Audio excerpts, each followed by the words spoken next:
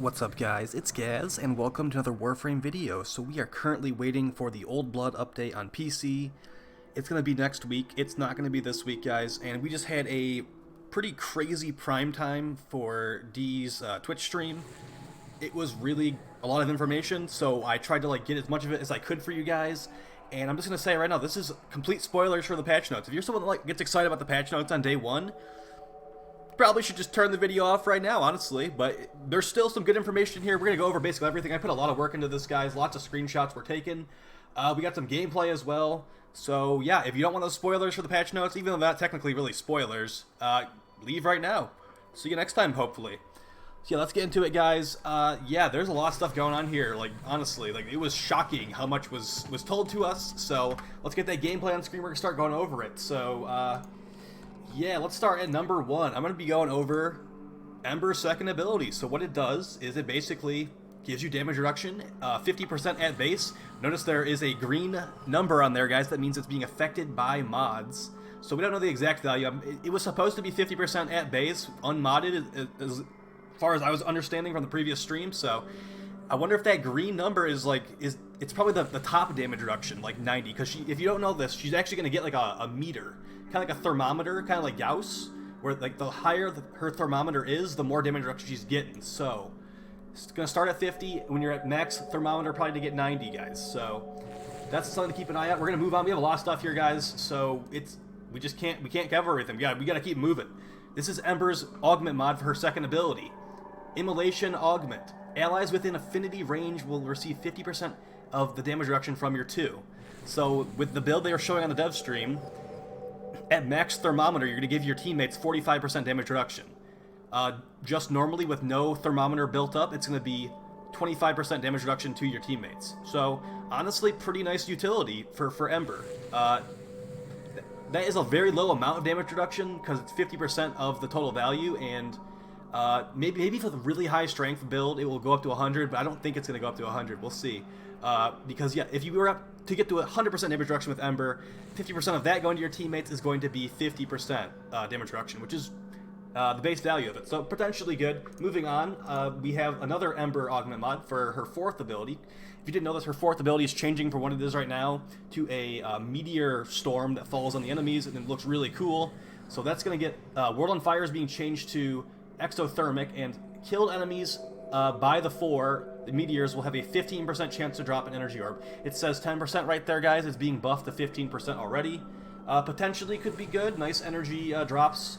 I wonder, yeah, actually, yeah, they would drop energy orbs for your teammates too, so this could be really cool for a support Ember build, or just keeping yourself sustained. Maybe you have a bad efficiency on your setup, and you're just going for blind rage, lots of power strength. This could help sustain that with energizes and stuff. So potentially also really good. Her fireball augment's not getting changed, and yeah, wait, did I not get the other one? We might have missed one of the augments, guys. There's tons of stuff I gotta cover. We're gonna keep moving on. It's actually right here. I take it back. Fire Fright is being changed to a Fire Blast augment. Each enemy hit by her 3 will heal her for 25 to 50. It seems like, okay, it says 25 to 50 right here. Maybe if you hit a heavy gunner with the Fire Blast versus hitting a butcher with the Fire Blast that scales on enemy level. Not entirely sure on that one, guys. So we're just gonna keep moving on. That one also seems potentially kind of okay. I'd say that the one that gives your damage reduction to your teammates is the one I'm most interested in, although it does seem kind of weak. It's probably just gonna be her fourth augment. That's the one you'll use, because it makes energy orbs for everybody. And that's potentially really good. So we're going to keep moving on here. We've got the first ability for Vauban. They actually showed us exactly how it's going to work right here with the stats. So it's called Tesla Nervos now. So it looks like they had a negative efficiency build on, which I definitely would not recommend on Vauban, because his third ability is going to take a lot of energy. Actually, all of his abilities seem like they're going to take a lot of energy. As you notice here, throwing a Tesla ball with this build takes 31. It's going to deal 343 damage per second, it looks like. And actually no, 343 initial damage, and then there's damage per second, which is 57. So it's electric damage. If the enemies have armor, that's going to be doing pretty much nothing, guys. So that one I'm not super interested in, his first ability, but we'll see. Maybe we can just move on past that ability to the next one, which is going to be called Mine Layer. So I'm going to try to maximize this for you guys really quick. Okay. So basically, it's his troll ability right now. He throws down the mines. It's not very good right now, guys. But they actually give us the correct values on it right here. So they keep in mind they do have like some power strength on their build, which is definitely what I recommend throwing on for Vauban in the future. They're getting increased duration as well. It looks like they're trying to actually make a decent build here where they increase their stats and are not just showing us the base values. So we've actually got the tether coils, which is going to like trip enemies, and then we've got Fletchet Orb, which is going to shoot out screws and like damage enemies. That does 687 damage, and I think you can spam it, so that could potentially be pretty nice against armored targets, since puncture is decent against armor. It's going to like puncture the armor. Vector Pad is his new bounce ability. It's going to make you get propelled in a direction. That's going to be 57 meters. Looks like it's affected by strength, so the more strength you have, the harder you're going to fling your allies forward. And then Overdriver, which is going to give a damage increase to whoever it attaches to. With some power strength on there, guys, 57%. That's looking like a pretty decent ability, and I'm looking forward to that one.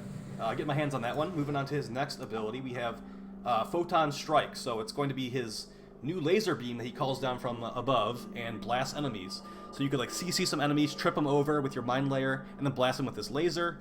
So this is where we're running into some energy problems right here, guys. With their build, they have 93 energy drain per cast. It is doing 5,700 damage, which is pretty nice, and it also has a moddable radius, so looks like they got some range on their build. It's up to 7.25 meters. That's looking like a pretty fun ability. Definitely thinking that one's be one you'll probably be spamming, so I'm thinking efficiency on this build. Moving on to his last ability, Bastille, which is like, it's currently like his third ability, I think, and it's going to be his new fourth ability. It's combining the Vortex and the Bastille together, so this is what the values are on the screen. I don't believe this is going to be too crazy. Like, it's going to be a CC tool, pretty much. Apparently it does give you armor when you are in the Bastille, which is kind of nice, and also strips armor from enemies, so lots of good stuff here, guys. I definitely recommend looking at the screen if you're wanting any specific numbers, because I tried to take screenshots of all this stuff. I'm not going to really be like reading all these numbers off, but the things I'm definitely noticing on here is that the way I'm going to want to mod Vauban in the future, I'm going to be wanting to mod him for strength, efficiency, duration. He's going to want pretty much everything, honestly. Here's one of his augment mods, Photon Repeater. It's for his laser beam, so if Photon Strike hits at least 5 enemies, the next cast will cost no energy. That sounds really good, because 93 energy per cast with their build is not sounding too appetizing. We're going to move on to the next augment mod for Vauban, Tesla Bank. Tesla Nervos Augment. While a target has a Nervos attached, so like the little lightning bolts attached to them, any damage is channeled into an 8-meter burst of electricity on expiration. So on expiration is the part that kills it. If it was on that, cut off those last 2 words right there, this thing would be amazing. But the way it is, it has to wait to dispel the damage. We don't really have linked damage in Warframe, really. I really hope we get like a linked damage frame in the future. Maybe like some like darkness or blood frame that like combines their souls together, something creepy like that. Moving on, here's what Repelling Bastille does. Enemies within the Bastille have a 100% chance to be repelled every 4 seconds. One moment, let's take some more gameplay up as well, because that last one ended. Alright, I guess I kept recording and I just forgot. Okay, as I was saying, Repelling Bastille, enemies within the Bastille have a 100% chance to be repelled every 4 seconds. Vortex's duration is decreased by 70% of its maximum duration for each additional vortex thrown in. That's what I put on the screen. I don't even know what that's supposed to mean. We're going to move on. We're moving on to Kuva Liches, guys. So, like, we got a lot of info today, like I said. Here's some Kuva Lich info. So, first off, if you are being hunted by a Kuva Lich, he's going to steal some of your stuff in the mission. So, as you see on screen, Rebecca lost, is that all the credits from the mission? She lost literally all the credits from the mission. Looks like all the Rabido. I can't exactly tell, and it also stole the 1 mod that she got to drop. So it's looking like having a Kuva Lich hunting you is going to be really bad for your mission drops, but maybe you don't care about your mission drops and you just want to have a Kuva Lich chasing you for some reason, or you want to get the Kuva weapons. Speaking of Kuva weapons, we're going to be going over the Kuva weapons right here. Master Rank 28 is going to be available during this, guys. I also have a ton of other notes we'll be going over after I show these pictures. Here's all the Kuva weapons that are coming out. So we got a new weapon at the top left. That's the Kuva version of it, so they'll have a Kuva version of that right off the bat. Dragoon, Comb, Kuva Comb. They did say that Rivens are going to work on these as well, so Kuva Comb, guys. Yeah, it's gonna have like crazy additional stats and stuff, so that's probably gonna be like the new like OP like in normal missions kind of gun, the Kuva comb. So congratulations anyone that wanted to see that. Moving on, for the pistols, we got the Kuva Brock, the Kuva Kraken. Kuva Kraken is good for you-know-who. We got the Kuva Dubba Stubba, which is what it's actually called. It's not the Kuva Twin Stubba. I'm going to definitely get that to drop, and I'm going to go to Fortuna, and I'm going to pay the 15 plat with Rude Zood to name that the Kuva Dubba Stubba, like it's supposed to. So D is getting some plat out of me on renaming that one, because they didn't rename it the right thing, just saying. There's only going to be 2 Kuva melees. I think it's like a Kuva Keshag and some random Kuva Hammer. Alright, let's go over all the notes I took during the stream, because there's a lot of stuff, guys. Alright, number 1. This is just like a grab bag of all the stuff I was hearing. Valkyr will have invincibility in her 4 mid-air. Awesome. That's a good thing. So like you can aim glide in your not Kuva claws, your Valkyr claws mid-air, you'll still be invincible, which is nice. Oh yeah, by the way, guys, there's a massive cathcmoon nerf coming. Let's actually get exactly what's happening to the cathcmoon, because it's getting mega nerfed. Okay, so cathcmoon nerf equals fall-off damage from 100 to 10. Projectile range from 40 to 20.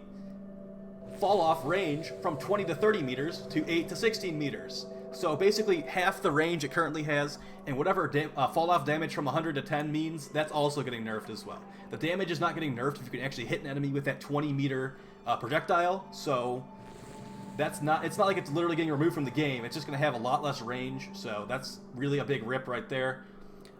Keep moving on, guys. No melee Riven disposition changes at first. They're going to wait to see what we like to use, and then they'll decide how they're going to change things. That's how they put it.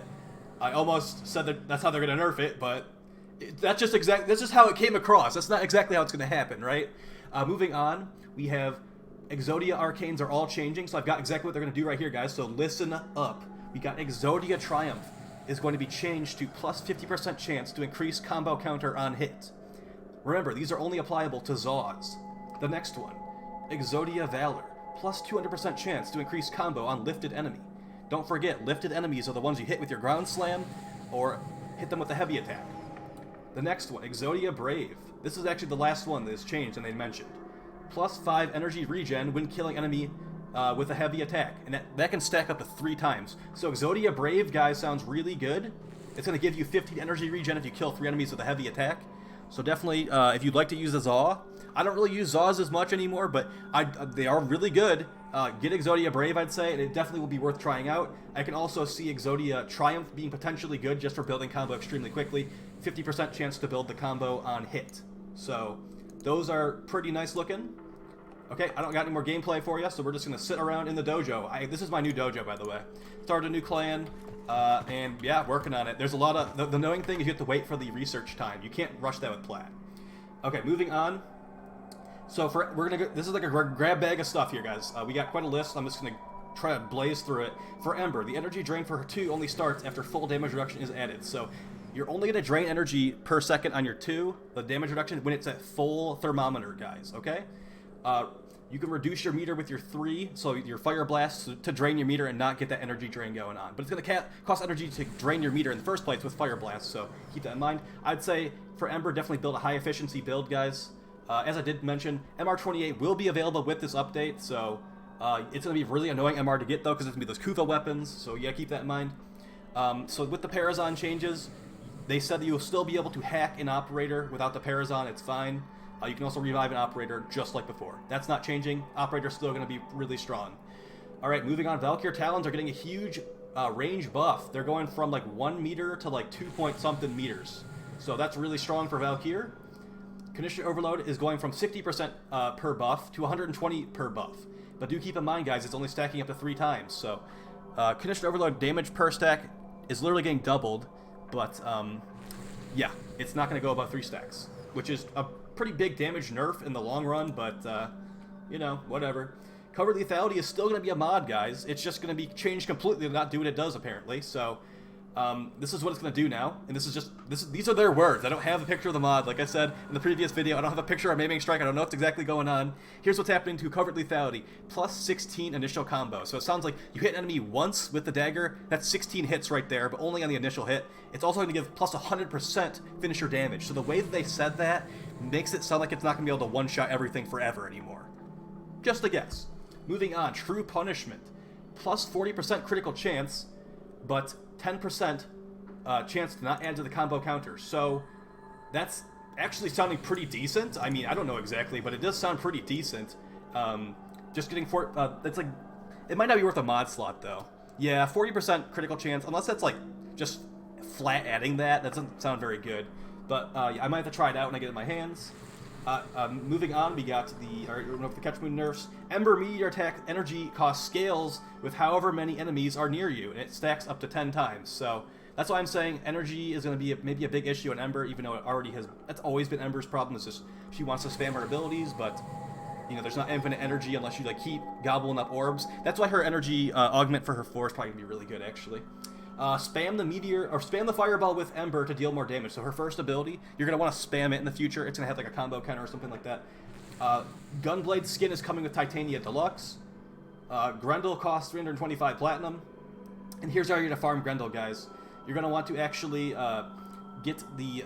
So it's 25 Vitus Essence per key, and there's 3 different keys. It's a guaranteed drop for the Grendel part if you beat the mission for the Grendel key. And you don't lose the key if you lose the mission. It's apparently going to be a pretty hard mission, is what they were saying. And you can actually do key shares. So it shouldn't be too bad to farm Grendel, honestly, if you have access to arbitrations. But do keep in mind, arbitrations are only available to you once you've completed every mission in the game at least once. And then you're getting Vitus Essence from those missions. That's going to let you buy things from the arbitration store. And yeah, 3 different keys. So it's going to be 75 Vitus Essence total to get Grendel. And you're also going to have to do this mission, which is whatever they said you can bring limited power, was the exact wording. Moving on, we actually got this new thing called a Requiem Relic. So that's going to actually be something that drops from the... they're actually going to drop from... Funny enough, they're going to drop from kuva missions. So if you do a kuva... if you do a kuva flood, it's a guaranteed drop. Almost forgot to put this on the screen, guys. This is pretty important. These are new relics coming out. They worded it as a T5 fissure. So, yeah, you do a Kuva Flood guaranteed drop, and there's going to be like different relics. This isn't the only one. There's other ones. I don't know what Loke and Exata is. I think those are potentially mods for the Parazon. And then the rare drop is a Weapon Exilus Adapter Blueprint. You can also get those from the Syndicates, guys. And yeah, there's also going to be this thing called a Riven Fragment that can drop from these relics. You get 10 of these Riven Fragments, guys. You can actually make a Riven, and that's going to be going to the vendor at Iron Wake on Earth, which no one ever goes to because there's no reason to go there besides the Chains of Haro quest. So yeah, that's potentially something nice. Getting more Rivens, because you know Rivens are pretty limited to how many you can get unless you're buying them. So yeah, 10 of those are going to make a Riven. Parazon mod added to Spy Vaults across the game.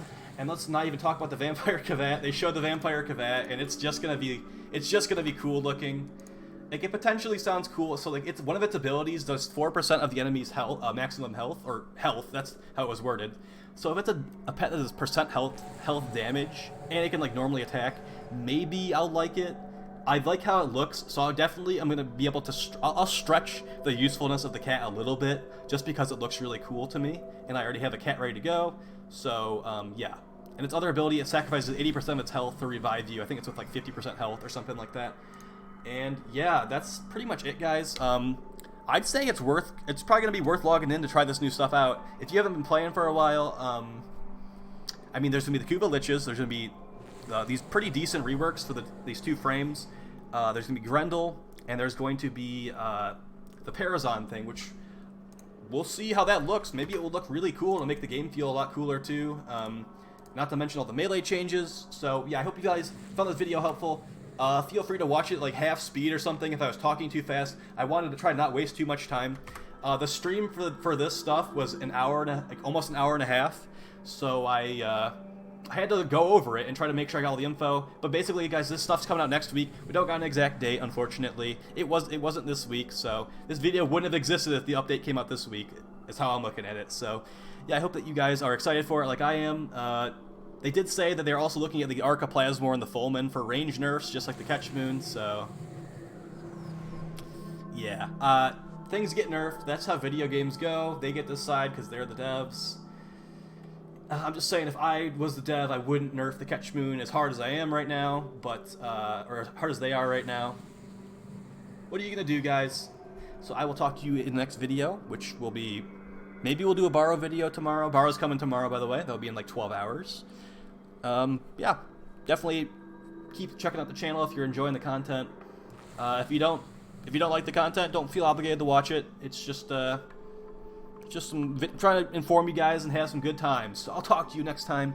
Please like, share, subscribe, and take it easy. Don't say anything stupid. Peace.